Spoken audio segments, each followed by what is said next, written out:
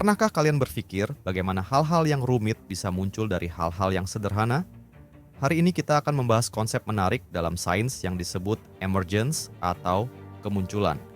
Bayangkanlah dunia kita. Ada galaksi, bakteri, planet, badai, manusia, dan bahkan meme kucing. Terlihat sangat kompleks, bukan?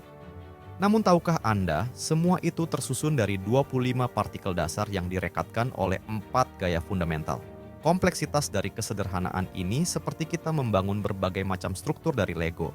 Meskipun hanya ada beberapa jenis Lego, kita bisa membangun menara, pesawat, dan bahkan kota mini. Konsep emergence menjelaskan bagaimana hal yang sederhana seperti partikel dasar bisa bergabung dan memunculkan sifat atau perilaku baru yang tidak dimiliki partikel itu sendiri. Misalnya, para arsitek tidak perlu tahu tentang fisika kuantum untuk merancang bangunan. Mereka cukup memahami konsep gaya dan tekanan yang muncul dari interaksi partikel-partikel penyusun bahan bangunan. Skala dan keterkaitan para ilmuwan sering membagi dunia menjadi skala-skala berbeda. Di skala terkecil ada partikel subatomik, lalu naik ke skala atom, molekul, material, hingga manusia. Menariknya, sistem kompleks seperti manusia atau masyarakat tidak memiliki skala yang begitu terpisah. Obat yang kita konsumsi bisa mempengaruhi seluruh tubuh, yang kemudian bisa berdampak pada orang lain. Begitu juga sebaliknya.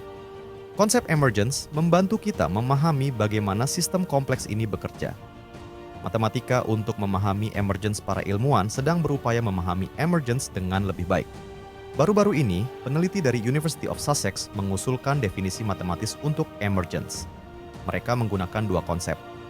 1. Keterpisahan. Bisakah kita membuat aturan main untuk sistem kompleks tanpa perlu memerinci partikel penyusunnya? Contohnya, kita bisa menjelaskan logika program komputer tanpa mengetahui detail komponen penyusun komputer tersebut. 2. Pengelompokan. Seringkali kita tidak perlu tahu detail semua hal untuk memprediksi perilaku sistem. Misalnya, untuk memprediksi arus lalu lintas, kita tidak perlu tahu persis asal dan tujuan setiap pengendara.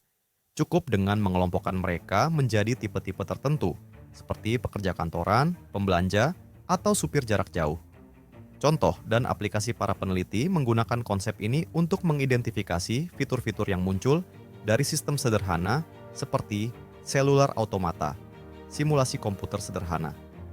Konsep emergence memiliki banyak aplikasi potensial, termasuk dalam kecerdasan buatan, identifikasi pola cuaca, dan studi mengenai kelompok masyarakat. Kesimpulan dunia kita penuh dengan fenomena emergence.